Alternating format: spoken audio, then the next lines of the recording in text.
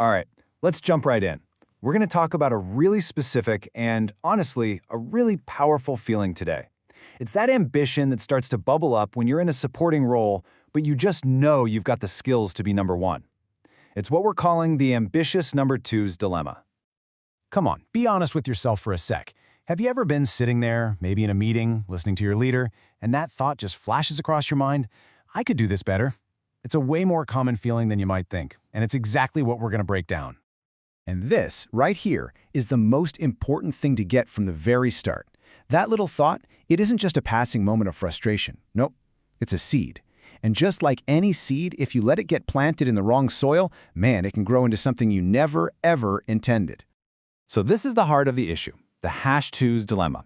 It's that crossroads where your talent and your ambition start to rub up against your current role, and it creates this internal friction that you just have to deal with. Because, if that seed is just left to do its thing, it doesn't stay a thought. It can actually transform you.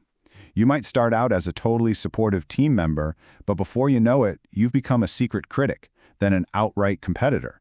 And in the worst-case scenario, you're an eventual rebel, actively undermining the very thing you're supposed to be a part of. So to really handle this, we've got to dissect it. We need to look at the anatomy of this thought and figure out what is really going on underneath it all. You know that little voice in your head, right? It's got a very specific script. It's the voice that whispers things like, "My communication is just clearer," or "My systems would be way more efficient." It's the voice that looks at the results and thinks, "If I were in charge, things would be so much better around here." And look, this thought doesn't just pop up out of nowhere. It's actually this really potent mix of 3 ingredients. First, there's real gifting. Let's be clear, you are genuinely talented. Second, there's real frustration. You're not making it up. You see actual gaps and things that could be improved. But that third ingredient, that's the poison. Real danger, where your pride starts to hijack your amazing gift and turns it into a weapon. And that reframes everything, doesn't it? The core conflict here isn't about your competence. We've already established you're gifted. The real question is one of character. It's about allegiance. Are you going to use those awesome gifts to support the vision, or are you going to let them turn you into a rival? Now, to make this choice totally crystal clear, let's look at 2 paths, illustrated by some really powerful historical figures. You've got the path of the rival versus the path of the support. This quote, wow, it just perfectly captures the heart of the rival. It's that subtle, poisonous whisper that fuels everything they do. This was the exact mindset of a man named Absalom, a gifted son who let his ambition just curdle into a full-blown rebellion against his own father, King David. And man, when you look at what they did, the difference is just night and day. The rival Absalom, he goes and sits at the city gates, intercepting people. He listens to their problems, but only so he can subtly criticize the leadership and basically steal their loyalty. He's building his own brand. But the support, people like Joshua with Moses or Timothy with Paul, they do the exact opposite. They serve behind the scenes, they fight battles to back up their leader, and they faithfully carry the vision that's already there, not try to create a competing one. And the end of the story for these 2 paths? They couldn't be more different. The rival's path, it ends in destruction. And not just for them, but for every single person who got pulled into their orbit. The support's path, though, that ends in inheritance. By proving they could be faithful with what belonged to someone else, they were eventually entrusted with their own.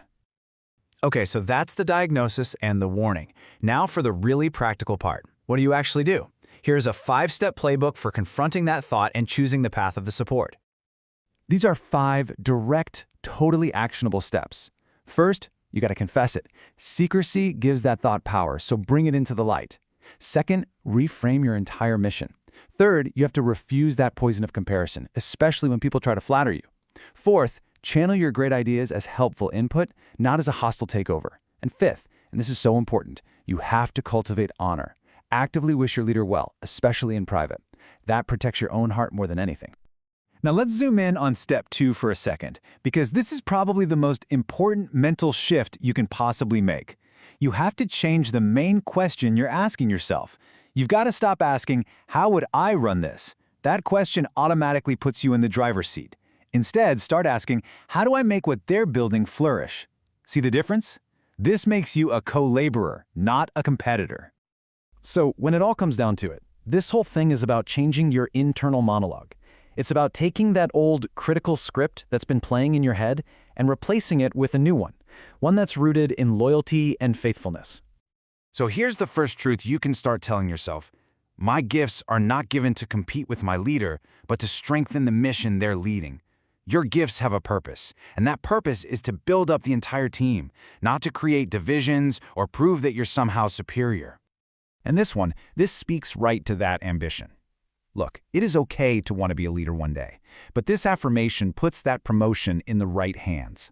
It's about trusting that good work gets recognized, and it frees you from that toxic need to scheme or push someone else down to get ahead.